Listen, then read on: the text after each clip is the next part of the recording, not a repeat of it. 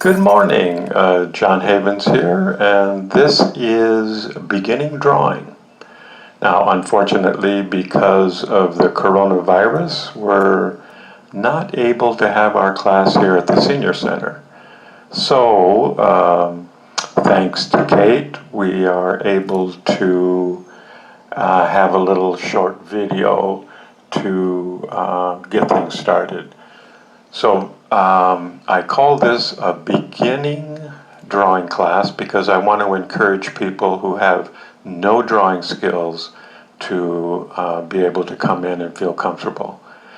And so we will have materials in the class, but since we don't have a class, you'll have to make do with what you have. The class normally will be an hour and a half once a week for about 6 months, so we have an opportunity to really cover some ground. So I want to start from the beginning today with a short lesson. I want to begin with some materials. For today's lesson, because we're not actually doing a fine drawing or anything, this sketch pad that I'm using right here is 50-pound press paper, which is a very light paper. And what I do when I'm drawing on a drawing pad is I insert, what I've done is I've cut in half a manila folder, which allows you to draw on this page without going through several pages. So the other way is a clipboard or a drawing board that you can draw on at either one page at a time. Pencils, normally I like a 2B pencil. Now pencils come in H, which is hard, or B, which is soft. Now a 2B is a good place to start. That's what I like just for normal drawing.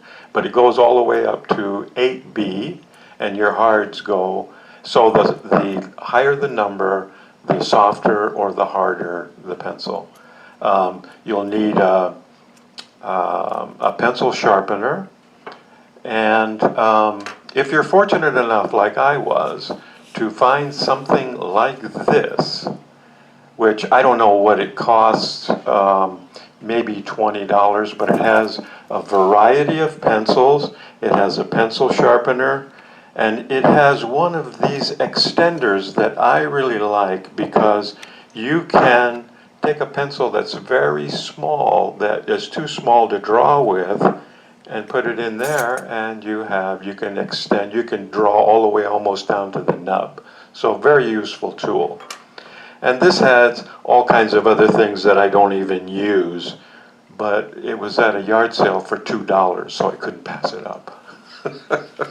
So, okay, so at this point I want to, we're going to begin drawing. Drawing, basically, you're drawing with lines almost exclusively. And so we're going to begin with lines. Now, basically, there's two kinds of lines. There's a straight line, and there's everything else. So, okay, so before we begin actually drawing, a couple of things I want to cover. There's 5 points that will help that I will explain next week, but right now I just want to give you a list of things. The first thing is observation. Before you start drawing, you want to really look at the subject, whatever it is, whether it's out here in the three-dimensional world or if it's in your head. Okay? The clearer that you can see it, the easier it is to put down here. Simplify, simple shapes is a good way to take a complicated subject and make it easier to develop. Relationship, it's the way that things relate to each other, and so you'll find that that'll be one of the most important things. To begin with, if you can draw lightly, it's a lot easier to change things, to erase things, because you don't always put things where you want. And finally, repetition. I can't emphasize enough how important it is, especially when you're first learning to draw a particular subject, to do it more than once. So, to begin with, one of the things that people have a tendency, especially when they're not comfortable drawing, is to plant their hand on the page and then very short strokes, and it's very difficult to get any large area covered. So a good warm-up exercise is a figure 8, where you let your hand flow on the page. And so we're going to start with just a figure 8, and even though I'm not drawing lightly, it's because I just want to get a feel here.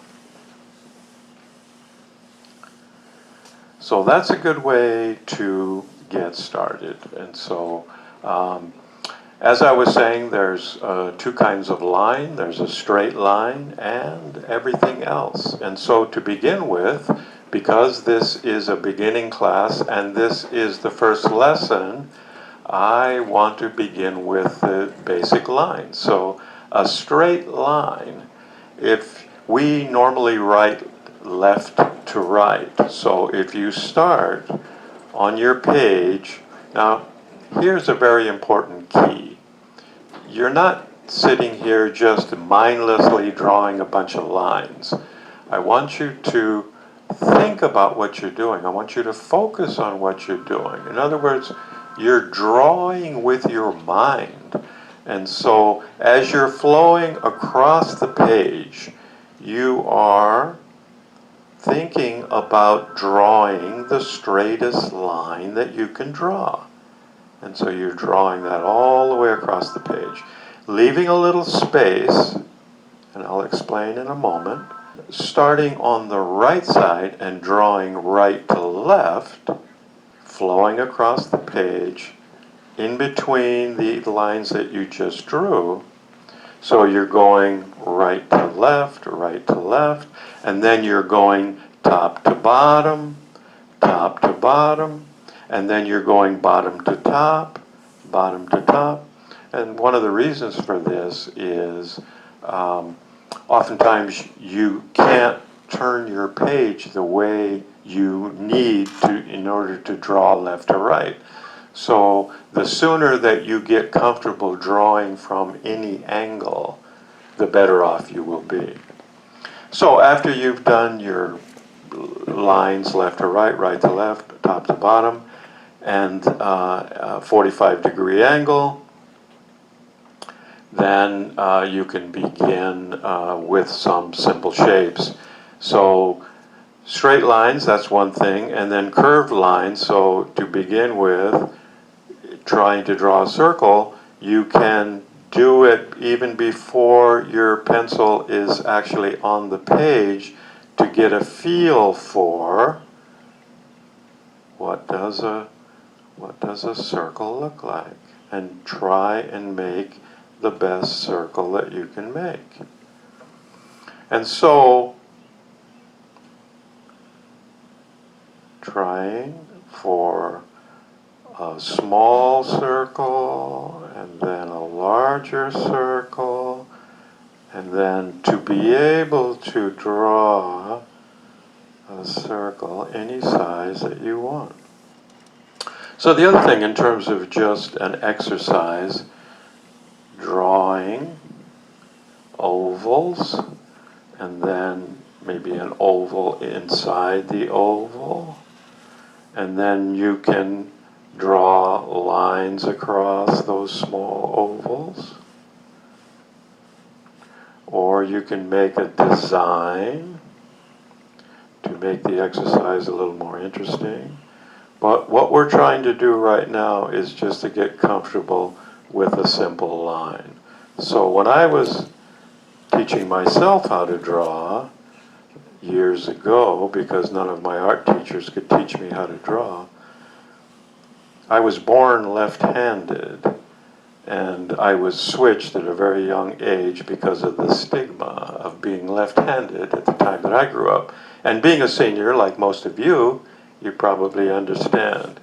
So when I was trying to teach myself how to draw, I decided that I would teach myself left-handed because the left side of the body is connected to the right hemisphere of the brain, which is the creative side of the brain.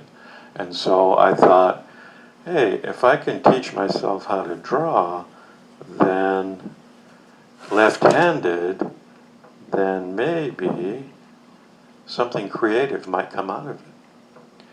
So in the beginning, I couldn't even hold a pencil, so all I did was draw lines in the beginning, and I got into ovals and things, and as an exercise, because religiously, now I don't expect you guys to do this, if you'll spend 15-20 minutes a day every day, it's much more valuable than spending 2 hours once a week. But I was determined, because it's something I've always wanted to learn, and that's how to draw. So I religiously spent 4 hours a day, 7 days a week for 6 months until I could draw. And when I didn't bring any of my drawings, but this is the kind of exercise that I did in the beginning before I knew how to draw. And then when I came back, this is at a time that I was living and working in Japan for 7 years teaching conversational English. But when I came back, I have a brother in California who knew of a fine art school in Los Angeles, and so I went to this fine art school, and they showed me an easy way to do what I taught myself. And so those are the kind of things that I'll be teaching you as we go along. And so, so the bottom line is, all I want you to do today is get comfortable with, now I know that there's people out there at different levels, and so, you know, this might not be interesting to you, but if you take it with the right attitude, which is you're drawing with your mind. You're not just sitting here mindlessly thinking about what you're going to do next, or thinking about the pandemic that we're in, or any of that stuff. Focus totally on drawing the best circle or the best oval or the best line that you can draw. And if you do that a little bit every day, by the time the end of the week comes and we start the next lesson, you'll be surprised at your improvement. So the bottom line is, the other thing is, finally, you can get into some simple shapes. You've got your triangle, drawing the best triangle that you can draw, square, rectangle, and then if you feel up to it, you can develop that however you want. So the other thing is, for our next lesson next week, I want to I want to do a demonstration to show you what these principles are and how to apply them. And what I will say right now is that I learned, and most people my age learned at a very early age, that in order to be able to be an artist, you had to be born with it. Well, it's not true. Anybody can learn how to draw if they really want to.